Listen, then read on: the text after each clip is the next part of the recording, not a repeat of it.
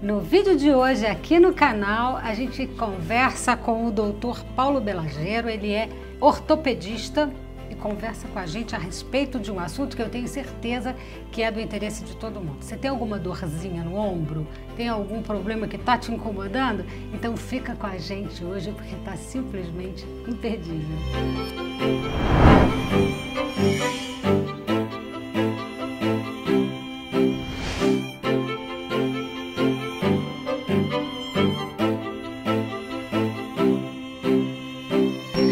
Dr. Paulo Belagero, é uma satisfação ter o senhor aqui no nosso canal. Obrigado. E eu queria que o senhor falasse então a respeito da síndrome do manguito rotador, que parece que é um problema aí que atrapalha muito na questão das dores dos ombros. Exato. Então, obrigado, é um prazer estar aqui conversando com você. Eu acho que o nome é um pouco complicado, às vezes as pessoas não sabem o que significa a síndrome do manguito rotador, mas se trata de um problema bastante comum. Como qualquer síndrome, é um conjunto aí de doenças. Então, a do manguito rotador exprime, na verdade, o conjunto de doenças que acontecem na região do ombro e estão relacionadas aos tendões do manguito rotador. Então, quando a gente fala na cirurgia do ombro e cotovelo dos tendões do manguito rotador, são aqueles tendões responsáveis pela movimentação do ombro, basicamente. Então, os tendões, é sempre interessante da gente entender que eles conectam ali o músculo com o osso. Então eles transferem energia, eles têm um papel importante de motor. Então quando a gente tem algum problema nessa estrutura que representa o motor do nosso ombro, muitas vezes o problema está aí no manguito rotador. Então, as dores dos ombros, assim, essas dores localizadas, normalmente o problema é esse, né, doutor? Ou existem outros problemas? Quando a gente fala que é uma síndrome, que representa um conjunto de doenças. Então, dentro dessa síndrome, a gente está falando dos tendões com roturas, a gente pode estar falando simplesmente de uma tendinopatia, ou mais comumente falado a tendinite. A gente está falando um pouquinho das bursites inflamatórias que todo mundo sempre ouviu ou conhece alguém que tem algum caso parecido. Então, engloba uma série de doenças. Dentre essas doenças, as principais são a síndrome do impacto do ombro, as lesões propriamente ditas do manguito rotador, que são roturas tendíneas mais importantes, e todos os tipos de tenossinovites inflamatórias, que são frequentes em pessoas com atividade repetitiva ou pessoas que têm algum tipo de trauma local. Então a gente engloba um conjunto de doenças que é responsável aí por a grande maioria das dores do ombro. E isso é um ponto interessante, que muitas pessoas pensam que a dor do ombro tem que ser aqui em cima, ou na região aqui que a gente fala mais do trapézio, cervical, mas não, a grande maioria das dores do ombro que o paciente vai sentir vai ser na região do braço. Então a gente diz que costuma ser uma dor referida, e nesse sentido é interessante também lembrar que uma das queixas principais é a dor de caráter noturno. Então muitas pessoas falam, doutor, aquela dor me acorda à noite. Bom, é isso mesmo, faz sentido, é uma dor no braço, com caráter noturno, a gente tem grande chance de estar falando aí da síndrome do manguito rotador. Bom, existem várias classificações nesse sentido, porque a gente tem pessoas jovens que fazem exercícios físicos, que precisam de orientação, a gente tem pessoas de idade, a gente tem bursites e tal. Eu queria que o senhor falasse um pouquinho dessas diversas possibilidades de problemas no manguito rotador, por favor. É interessante. Se a gente for tentar dividir um pouquinho em relação à faixa etária ou prática de atividade, a gente consegue topografar um pouquinho das doenças. Então, se a gente for pensar nos pacientes mais jovens que praticam esporte, a gente pode acabar pensando um pouquinho na síndrome do impacto do ombro, que é uma alteração ali meio que anatômica, de natureza do paciente mesmo, em que ele tem um ombro um pouco mais apertado e as atividades físicas repetitivas podem gerar ali algum grau de contato entre o tendão e o osso e aquilo gerar uma dor significante. Se a gente for pensar um pouquinho mais para frente nas pessoas um pouco mais velhas, que praticam ou não atividade física, a gente pode já pensar em doenças um pouco mais degenerativas, e nesses casos a gente tem as roturas mesmo, propriamente ditas, as lesões dos tendões do manguito rotador. Puxa, que difícil, né? Bom, também as pessoas que fazem exercício físico na academia têm que ter muita atenção, porque às vezes um determinado tipo de exercício pode gerar uma lesão, doutor? Pode, isso já está bem explicitado na nossa literatura. A gente trabalha com um grupo forte de medicina esportiva na universidade e a gente consegue entender um pouquinho melhor até a relação da prática de atividade física com as doenças do ombro ou com as doenças do aparelho locomotor. O que é importante a gente salientar é que a atividade física é benéfica.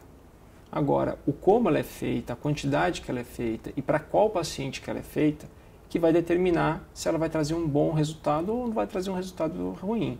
Então, eu sempre explico para os pacientes que a gente não pode pensar na atividade física da academia como uma receita de bolo em que todo o treinamento é feito sempre igual para todos os atletas. Isso não tem sentido. Você busca um tratamento de saúde personalizado, customizado. Hoje a customização está na nossa vida toda. Tudo que a gente quer customizado. E por que treinar academia ou treinar qualquer atividade física de uma forma padronizada para todos? Não, e às vezes a pessoa está na academia, está vendo o amigo, a amiga realizando uma determinada atividade física, aí você vai fazer igual. Exato. Né? Imagina, você vai pegar aquele peso e a diferença do preparo físico, da condição para assumir aquela atividade naquele momento, pode gerar uma lesão? Pode gerar, a gente vê isso bastante no consultório. Então, assim, por isso que eu gosto de frisar bastante que aquele treino de academia Ctrl+C, Ctrl+V não funciona para todo mundo. Tá vendo? A gente tem que ter, o treino de academia também tem que ser customizado, tem que ser feito de acordo com o histórico esportivo, tem que ser feito de acordo com as aptidões daquela pessoa. E existem pessoas que têm mais ou menos propensão a ter lesão. Então, essas pessoas também têm que ir tomando um pouco de cuidado, entendendo a sua própria história, para se prevenir de ter problemas. E também existem esportes que você precisa ter um pouco mais de atenção nesse sentido, né, doutor? Como é exemplo do tênis? Sim, quanto mais intenso é o esporte, quanto mais movimentos complexos ele envolve, quanto mais tempo você pratica e mais alto o seu nível de intensidade, maior o seu risco. Mas em muitos casos isso também é o que traz o prazer, o tesão no esporte, então a gente tem que saber ponderar um pouquinho isso, né?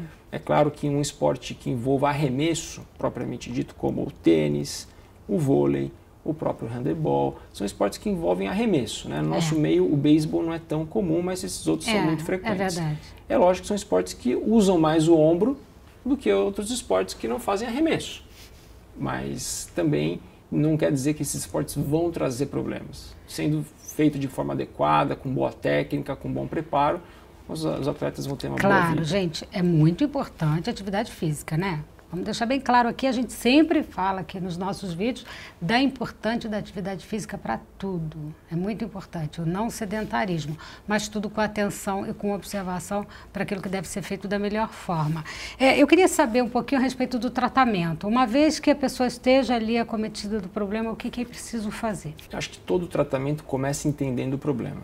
Então, se o paciente, se o atleta, a pessoa que for entender o que está acontecendo com ela, ela vai ser um grande auxiliar ali do médico ou do fisioterapeuta no seu próprio tratamento. Então, acho que começa tudo com educação, com entendimento mesmo do que está acontecendo e evitar, caso possível, fazer as coisas que estão sendo ruins para esse paciente. Entendendo a doença, entendendo de forma completa com exame físico, uma história bem feita, com exames de imagem, caso necessários, os tratamentos podem variar desde simplesmente mudança de estilo de vida, algum tipo de exercício, muitas vezes é recomendado para um tratamento. De fisioterapia, né? Fisioterapia ou mesmo na academia. Muitas vezes a gente só entendendo um pouquinho no bate-papo o que está sendo feito de errado, a gente consegue trocar um exercício por outro, mudar algum estilo de treino e aquilo já consegue ser um tratamento. A fisioterapia é muito importante. A fisioterapia realmente melhora a parte de alongamento, melhora o controle da função dos músculos do ombro, melhora toda a parte biomecânica. Também? A medicação é importante, mas ela costuma ser mais importante nas fases agudas. Para melhorar a dor, né? Melhorar a dor agudamente. Agora, o paciente que tem que tomar remédio regularmente para tratar uma síndrome do manguito rotador, provavelmente tem alguma coisa errada. Tem que investigar mais. Tem que investigar mais. O que eu fico pensando, doutor, é que às vezes é um tratamento que demora, né? Você fica lá com aquela dor, aí quer voltar à atividade física, aí tenta de novo, aí dói. É assim mesmo? Algumas vezes é assim, mas o que às vezes a gente não reflete é que para causar aquele problema também levou muito tempo. Sim. Então é diferente da gente ter uma pancada no braço ou na perna, que a gente faz um gelo, toma um remedinho, em 2, 3 dias você está ótimo. Mas um problema que foi cultivado durante muito tempo, com alguma coisa feita de forma inadequada, também não vai ser resolvido de uma hora para outra. Então, eu queria dizer para vocês o seguinte, tem que ter aí muita atenção para não acontecer, porque depois tem aí um tempinho de tratamento, mas se consegue sim uma solução. E eu queria, sem dúvida nenhuma, continuar aqui falando dos problemas voltados mais para a terceira idade, né? Porque eu não tenho dúvida que também é importante saber da bursite, de todas essas coisas, onde estão as dores para a terceira idade. Mas a gente volta para falar a respeito desse assunto num próximo vídeo. Muito obrigada, doutor, pela sua participação aqui. Foi um grande prazer falar a respeito desse assunto. Bom, eu que agradeço. E a gente fica por aqui e eu vejo você no nosso próximo vídeo do Portal Doctor TV.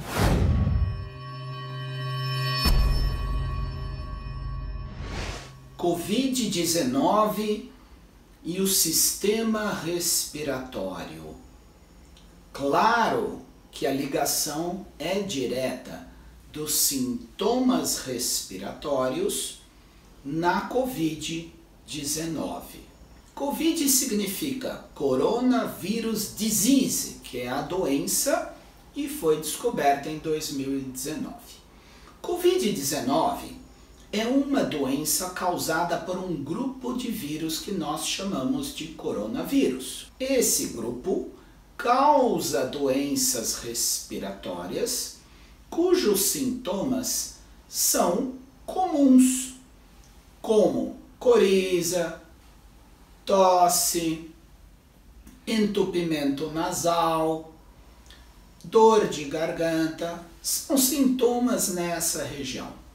A questão é que existem outras situações respiratórias que também dão os mesmos sintomas, como, por exemplo, as doenças alérgicas do sistema respiratório, especialmente a rinite alérgica.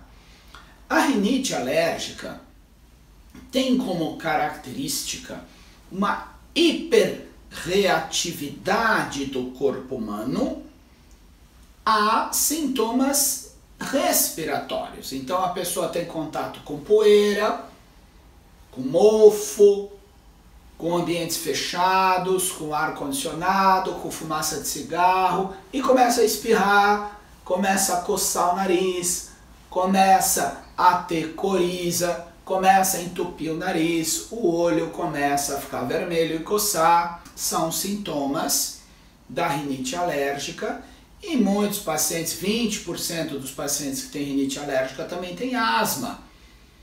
Então também pode desenvolver chiado no pulmão, tudo. E o contrário, 80% dos pacientes que têm asma têm sim rinite alérgica.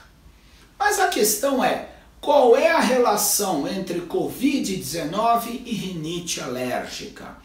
Não existe nenhuma relação de causa e efeito conhecida até o presente momento. Mas o grande problema é, quem tem rinite alérgica e já tem a sua coriza, se desenvolver Covid-19, que também dá coriza, como a pessoa vai diferenciar? Realmente é uma situação difícil.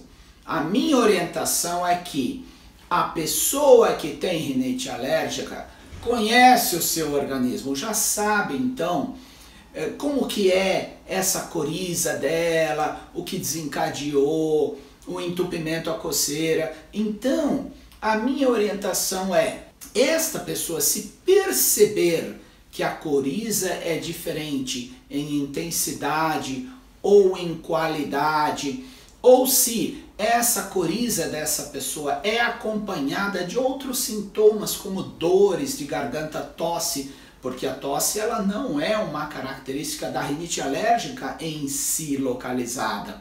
Cansaço, falta de ar, diarreia não tem a ver com a rinite alérgica. Então, nestes casos, sim, podemos diferenciar entre a Covid-19 e a rinite alérgica. Mas eu tenho enfrentado um problema complexo no dia a dia do tratamento dos pacientes com rinite alérgica. Essas pessoas que têm a sua coriza, que têm o seu quadro já constante, estão muito preocupadas porque elas já estão sendo discriminadas nos ambientes onde elas estão circulando. Então imagina uma pessoa com coriza indo num supermercado e toda hora suando o nariz. Esses pacientes estão vindo para mim falando, doutor Jamal, pelo amor de Deus, eu tô com medo, porque tá todo mundo olhando feio para mim, vão me mandar embora, vão me tirar dos lugares, mas eu tenho que ir no supermercado, eu moro sozinho. Então, gente, esse é um momento, sim, de tratar a rinite alérgica de modo incisivo, porque se eu conseguir controlar os sintomas da rinite alérgica e a pessoa estiver estável e desenvolver então um quadro de coriza, estando controlada da rinite, pode ser um sinal de atenção da Covid-19. Este é um momento de muita atenção. Recomendo que quem tem rinite alérgica trate imediatamente.